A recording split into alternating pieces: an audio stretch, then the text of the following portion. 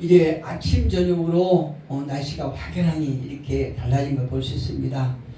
낮에는 그토록 이제 곡식을 익기 위해서 따가운 햇빛은 여전하지만 아침 저녁으로는 그래도 그 기분이 썩 좋지 않은 아주 무더운 그런 시간이 지나간 것 같아요.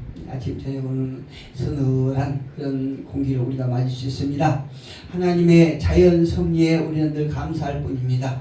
오늘 본문을 통해서 사도 바울은 옛사람과 새사람, 그러니까 구원받기 전의 삶과 구원받은 후의 삶에 대해서 말하고 있습니다.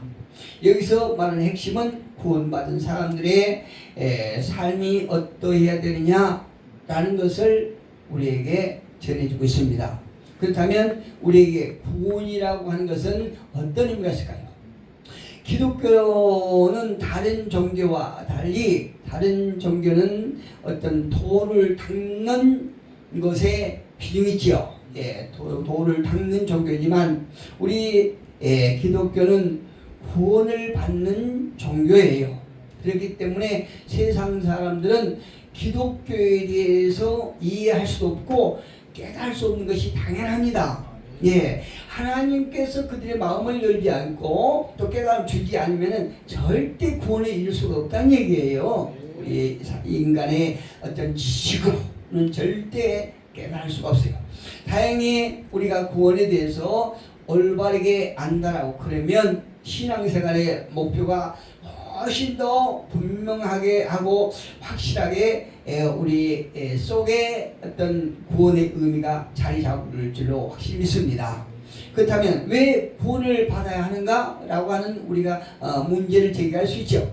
왜 구원을 안 받아도 되지 않는가? 그렇게도 말할 수 있지만 그럼에도 불구하고 성경은 구원에 대해서 대단히 중요하게 또 필수적으로 말씀해주고 계십니다. 구원을 받지 않으면 죄 때문에 지옥에 간다라고 하기 때문에 우리는 구원을 받아야 되는 거예요. 지옥 가지 않게 해서 구원을 받아야 되거든요. 이렇게 이제 성경은 구원을 받지 않으면 죄 때문에 지옥에 간다라고 설명하고 있기 때문에 우리는 구원받아야 되고 또 구원받지 않으면 악마가 되기 때문에 구원받아야 되는 거예요. 그런데 여기서 우리는 문제가 있는 것이 어떤 문제가 있냐면 우리가 구원을 받고 바로 그냥 천국으로 지켜가면 얼마나 좋겠습니까? 구원을 받은 즉시 그냥 우리가 이 땅과 전혀 다른 세상으로 하나님의 나라로 그냥 지켜가면 참 좋겠는데 구원을 받았지만 우리가 현실은 그렇지 않다는 얘기예요. 구원을 받고도 달라지지 않는 세상 속에서 신앙생활을 한다는 것이 우리에게 큰 문제고 갈등이 있는 것입니다. 구원은요, 성경 로마서 6장 1절에서 말씀하신 것처럼 죄의 싹은 사망이라 라고 이렇게 말씀하고 계세요. 우리가 죄인이기 때문에 그 결론은 사망이다 이렇게 말씀하고 있거든요. 그러나 구원은 그리스도 안에서 생명, 즉 죄란 생명과 대비되는 말이지 않습니까? 그런데 많은 사람들은 죄라고 하면은 어떤 살인을 하고 남들 거를 도적하고 어떤 이 땅에서 윤리적인 것, 도덕적인 어떤 이런 죄를 지는 것을 죄라고 생각하는데 그런데 죄에 대한 성경은 아주 분명하게 말씀하고 있어요. 오늘 17절에 본문 17절에서 사도 바울이 이렇게 설명하고 있습니다. 그러므로 내가 이것을 말하며 주 안에서 증언하느니 이제부터 너희는 이방인이 그 마음에 허망한 것으로 행함같이 행하지 말라 이렇게 설명하고 있습니다. 세상 사람들처럼 헛되게 허망하게 어리석게 살지 말고 24절에 하나님을 따라 의와 진리의 거룩함으로 지으심을 받은 새 사람을 입으라. 사도 바울이 이렇게 요약해서 딱 말씀해 주고 있어요.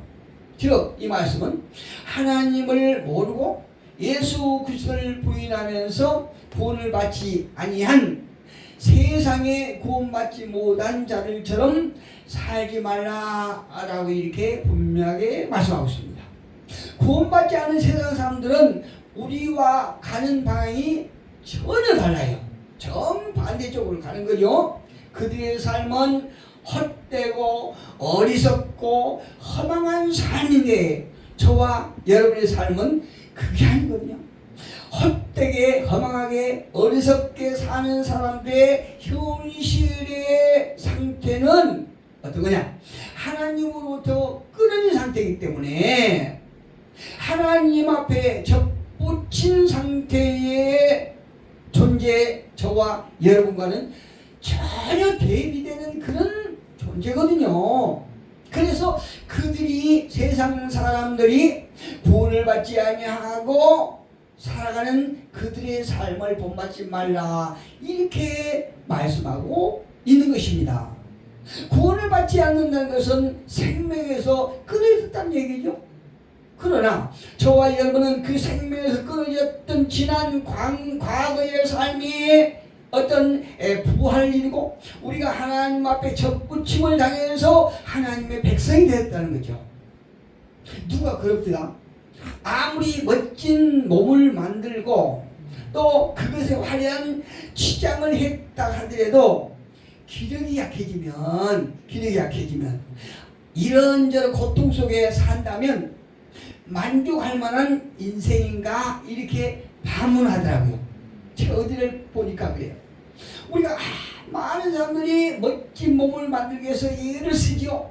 또 몸을 잘 만들어서 그것에 화려한 치장을 했다 하더라도 기력이 약해지면 그 멋진 몸이라 할지라도 기력이 약해지면 이 기력이 약해진 상태에서 고통 속에 산다고 그러면 그 인생을 어떻게 만족할 수 있는 삶인가 인생인가 라고 이렇게 반문하더라고요.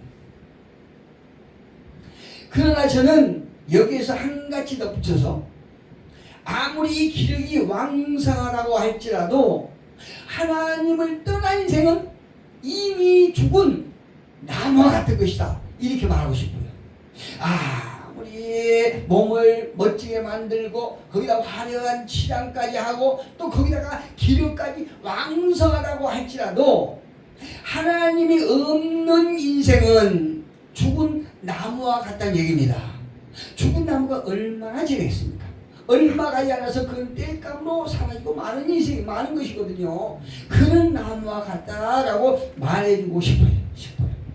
이것을 모르는 인생은 허망할 뿐이고 무릇 형상 있는 것은 모두가 허망한 거죠. 우리는 말씀을 통해서 성령님의 도우심으로 내가 누구인지를 아는 것이 세상에서 가장 소중한 깨달음이라고 저는 확신합니다. 저와 여러분은 내 자신이 어떤 존재인가를 깨달았기 때문에 오늘 세상의 모든 일들 다 뒤로하고 이렇게 오늘 주님과 약속한 귀한 시간에 주님과 함께 예수의 이름으로 예배드린 줄 저는 확실히 믿습니다. 사실 저나 여러분도 믿고 나서 안 상태지만 하나님은 창조주시요 또 심판주요 구원자 되시는 모든 가치와 존재에서 유일하신 근원자이십니다. 누가요? 하나님. 그러나 죄인이란 하나님과 관계에서 끊어져서 생명으로부터 분리되어 있기 때문에 당연히 소멸될 수밖에 없고 부패할 수밖에 없는 것이요. 그렇다면 그 반대로 죄에서 생명으로 연결되었다는 말은 어떤 의미가 있을까요? 그 예를 요한복음 많은 군데서 나오지만 특히 요한복음 15장에서 포도나무 비유로 너무나 알기 쉽게 얘기해 주고 있거든요. 제가 한번 저 그 주안에서 사역할 때인데 그때 전도사에 됐어요. 그러니까 지금도 부족한 게 많고 말씀을 모르는 분이 너무나 많지만 그때 전도사이기 때문에 목회 인재 개척학을 만들기 때문에 말씀에 대해서 잘 모를 때거든요. 그런데 제가 잠시 교회에서 기도를 하다가 살짝 나왔는데 그 밖에서 어떤 고등학생 정도 되는 여학생 둘이가 서서 대화를 하는 거예요. 그런데 한 학생은 예수를 믿는 학생이고 한 학생은 불신자예요. 그런데 예수를 믿는 학생이 불신자에게 전도를 하는데 이 요한복음 15장에서 나오는 포도나무 비유를 들어서 그 불신자를 전도하는 거예요. 우리는 죽은 생명인데 하나님으로부터 떨어져 나와서 죽은 인생인데 하나님 앞에 붙어야 우리가 생명이 유지될 수 있다. 이러면서 포도나무에 가지가 붙어있지 아니하면 그 가지는 열매를 맺을 수 없고 곧 말라 비틀어 죽는다고 이렇게 설명을 하는 거예요. 그때 저는 그 전도 내용에 대해서 아주 감명을 받은 적이 있습니다. 이처럼 오늘도 우리가 제2에서 생명으로 연결되었다고 하는 말은 요한복음 15장에서 포도나무 비유로 아주 쉽게 표현해주고 있는 그런 경우와 똑같습니다. 가지가 나무에 붙어있지 아니하면 마르고, 그러니까 에스골 골짜기에서 하나님을 떠난 이스라엘 백성들이 그 에스골 골짜기에 버려진 뼈와 같은 그런 존재가 될 수밖에 없다는 거거든요. 하나님으로부터 버림을 당한 그런 뼈는 마르고 부패하고 결국 사람들에게 발품을 당하고 말다가 결국 소멸될 수밖에 없다는 얘기입니다. 이것이 성경에서 죄에 대한 설명입니다. 자, 그렇다면 구원을 받는다는 것은 무엇일까요? 하나님과 분리되었던 죄인들이요. 죄라는 것은 하나님과의 관계에 끊어진 신분을 말하는 것이죠. 이와 같은 죄인이 하나님의 은혜로 말미암아 값없이 의인된 것이요. 이것도 도덕적인 것이 아니라 하나님께 접붙임을 받은 존재라 이렇게 말하고 있습니다. 그러나 여기서 우리는 대단히 중요한 사실을 절대 잊어서는 안 될 줄 생각합니다. 많은 사람들이 구원받았다고 해서 당장 천국에 가는 것처럼 생각하지만 서두에서 언급한 것처럼 우리가 예수를 믿고 구원을 받았지만 전혀 변하지 않는 세상에서 여전히 살고 있다는 사실이에요. 그래서 성경의 가르침은 나무에서 잘렸던 가지가 부패하고 썩고 말랐던 생명에서 떠났던 가지가 많은 사람들의 발에 밟힘을 당했던 자가 하나님의 은혜로 하나님과 접붙임을 받아서 하나님과 관계가 정상이 되고 합쳐진 것으로 끝난 것이 아니라 그것으로 끝난 것이 아니라 생명으로 자라야 한다. 이렇게 성경은 우리에게 말씀하고 있습니다. 에베소서 4장 24절에서 이렇게 말씀합니다. 하나님을 따라 의와 진리 거룩하심을 따라 지으심을 받은 새 사람을 입으라. 갈라디아서 3장 27절에도 그리스도와 합하기 위하여 새 세를 받은 자는 그리스도로 옷 입느니라. 할렐루야. 우리가 이 땅에서 구원받은 것으로 끝나는 것이 아니고 우리가 더욱더 강력한 생명으로 자라는 것입니다. 즉 사도 바울이 갈라디아서 말한 것처럼 세례 받은 자는 그리스도로 온유가 된다는 얘기예요. 그리스도로 온유가 되네요. 오늘 본문에서도 거룩하심을 따라 지으심을 받은 새 사람을 입으라. 사도 바울이 그렇게 권면하고 있어요. 봅시다. 이것이 무엇이지? 창세기 12장 1절에 보니까 아브라함은 갈대아 우르에서 떠났어요. 하나님의 부르심을 받고 갈대아 우르에서 아브라함은 떠나갑니다. 어디로 갈지도 모르고 무조건 떠난 거예요. 그 4절에서 창세기 12장 4절에서 보니까 아브라함이 여호와의 말씀을 따라갔다. 이렇게 말씀합니다. 여러분, 저와 여러분도요, 이 아브라함이 떠났던, 하나님을 떠났던 그 똑같은 과정을 저와 여러분도 거쳐온 줄로 믿습니다. 그리고 그 과정이, 그 통로가 다름 아닌 저주의 통로가 아니고 복의 통로라는 사실이에요. 이것이 대단히 중요한 거예요.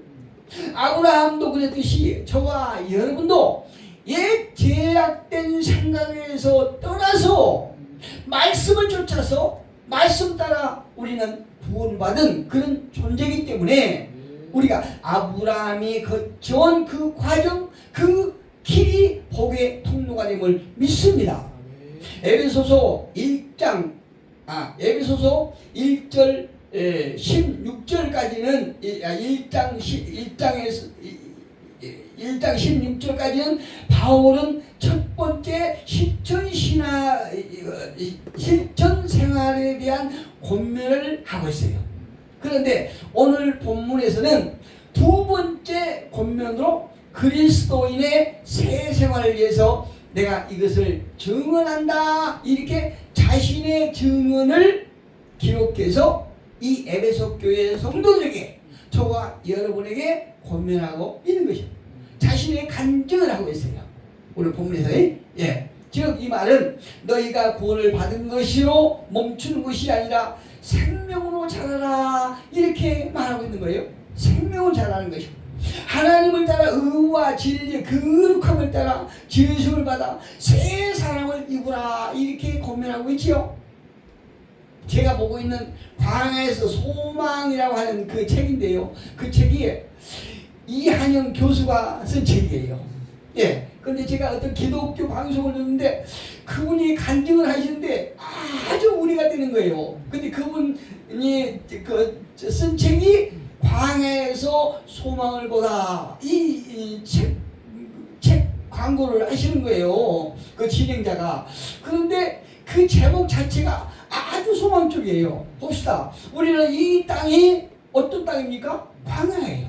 그런데 이 척박한 광야에서 소망을 본다는 것이 얼마나 귀한 일입니까?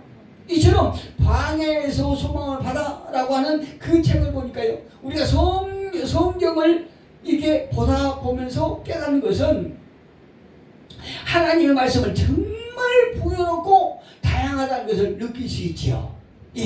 성경을 보다 보면은 어떤 사람들은 신앙생활을 나이가 70, 80인데도 그런 분들이 모태의 신앙이었다 그러면은 성경을 70년, 80년 읽지 않습니까?